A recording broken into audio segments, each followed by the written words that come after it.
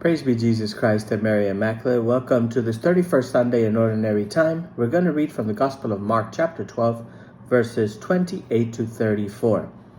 Today's Gospel passage takes us to the temple in Jerusalem, a sacred place, a place that's deeply loved by Jesus, but it's also a place where he confronts the religious leaders of his time.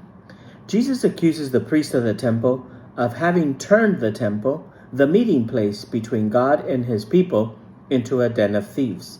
He not only denounces their lack of authenticity, but he even predicts that they will kill him, and in defending their own interest and their power. However, they can't act openly right now because they fear the crowd that follows Jesus. The attacks against Jesus grow stronger, but they also become opportunities for Jesus to reveal who he truly is and the path that the kingdom of God will take in his life. After attempts by the Pharisees and the Sadducees to discredit Jesus, a scribe now approaches. The scribes were the theologians of that time, experts in the law, members of an elite group that had already decided to get rid of Jesus because he was a threat. Nevertheless, this scribe seems intrigued and asks Jesus, what is the first of all the commandments? Although this question seems sincere, it's actually a test, because the scribe already knows which is the greatest of the commandments. He knows that for the Jewish people, the commandment to rest on the Sabbath is the sacred, because God himself observed it. But Jesus, who has already been accused of violating the Sabbath, responds in a surprising way.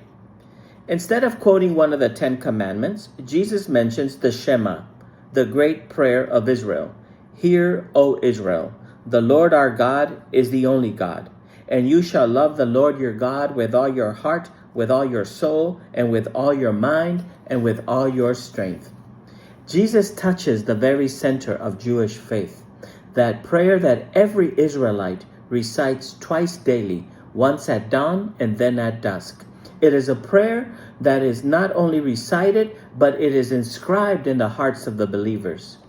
To love God means to love him with everything we are, without reservation. But Jesus doesn't stop there. He adds a second commandment: you shall love your neighbor as yourself. Here, Jesus reveals something profound, that love for God and love of neighbor are not two separate paths, but they are one path that leads us towards the heart of God. Jesus is telling us that to love God necessarily means loving others. It is not just about fulfilling rituals or sacrifices. It's about the love that is expressed in real life, in how we treat and serve others. Jesus is revealing the true purpose of the law and faith, a love that transforms and knows no limits, a love that brings about life. The scribe, perhaps expecting a more limited response from Jesus, realizes something new, that despite his position and knowledge, this encounter with Jesus opened his heart. He replies to Jesus, "Well said, teacher." This title, teacher, reveals a change. It's a sign of respect. The scribe understands that what Jesus is saying goes beyond sacrifices and rituals, that love for God and neighbor surpass any external practice. As the prophet Hosea says, I desire mercy, not sacrifice. Knowledge of God more than burnt offering, says the prophet. God desires a heart that loves, that welcomes, that serves. Jesus sees the sincerity in the scribe's heart and says to him, you are not far from the kingdom of God. It's an invitation to open the door to a new world for the scribe. However, the kingdom requires something more, a step of conversion, a transformation that involves humility and service. To fully enter the kingdom of God, the scribe would have to leave behind his status, his privileges, and embrace a life of surrender and of love for others. This is an invitation not only for the scribe, but also for all of us. This gospel invites us to reflect on our own path. Jesus does not ask of us to be perfect. Jesus does not ask from us to be perfect. He does not ask of us to grant sacrifice or ceremonies. What he asks of us is a heart that is willing to love without reservation, a love that is not only spoken but lived out in every small act of our daily lives.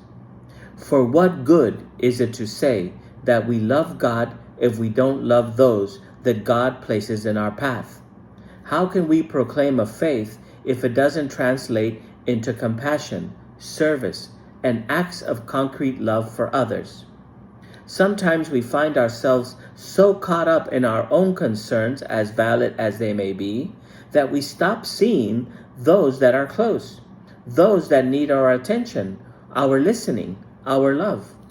But the kingdom of God is found in the greatness of not in the greatness of sacrifices, but in the humility of service, in generous sharing, in lowering our own defenses to welcome and to serve.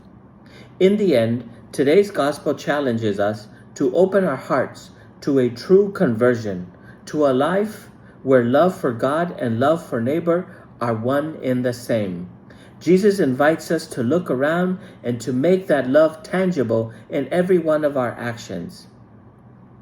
As we reflect on Jesus' words, let us ask ourselves, how does my love for God manifest in my love for others?